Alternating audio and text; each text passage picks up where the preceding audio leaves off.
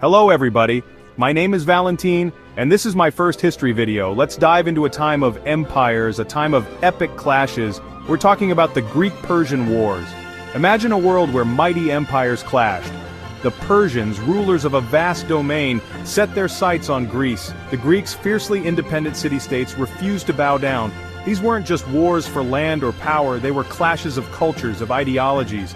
The Persians, with their absolute monarchs, represented one way of life. The Greeks, with their democratic ideals, represented another. Now, to understand these wars, we need to understand the players.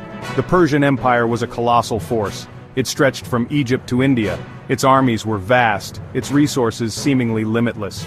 On the other side were the Greeks. They weren't a unified nation like Persia, they were a collection of independent city-states, often at odds with each other. But when Persia came knocking, they knew they had to stand together. One battle stands out as a symbol of Greek resistance, the Battle of Thermopylae.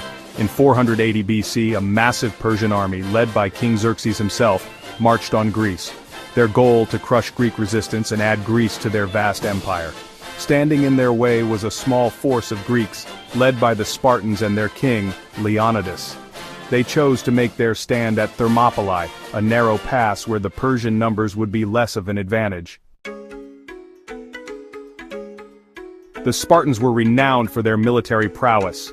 They were disciplined, fearless warriors, trained from childhood for battle.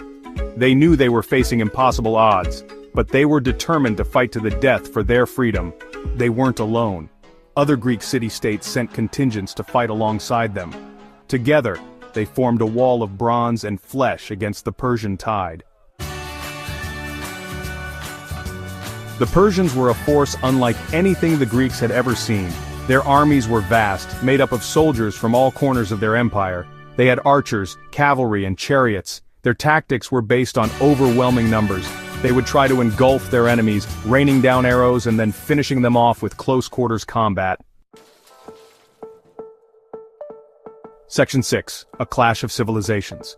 For 2 days the Greeks held the pass at Thermopylae. Their superior training and equipment, combined with the narrow terrain, allowed them to hold off the Persian onslaught. But the Persians had a secret weapon, a traitor.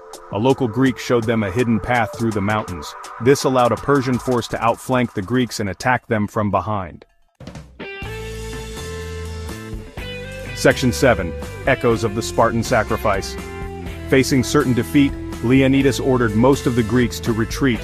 He remained behind with his 300 Spartans and a few other allies, determined to fight to the last man. The Spartans knew their sacrifice would buy time for the other Greeks to escape. Their stand became a legend. They fought with incredible courage, even as they were overwhelmed by the sheer number of their enemies.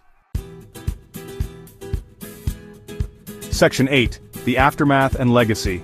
The Battle of Thermopylae was a Persian victory, but it came at a high cost. The Greek resistance, especially the sacrifice of the Spartans, inspired the rest of Greece. It showed the Persians that conquering Greece wouldn't be easy. The Greeks would go on to win further victories, eventually driving the Persians back and securing their independence. Section 9. Lessons from the Hot Gates. Thermopylae became a symbol of courage, of defiance against overwhelming odds. It showed the strength that a determined few can muster against a mighty empire. But it also showed the importance of unity. The Greek victory in the Persian Wars wasn't just a military victory. It was a victory for the Greek way of life, for their democratic ideals. It's a story that continues to inspire, reminding us that even in the face of overwhelming odds, courage and determination can make a difference. Thanks for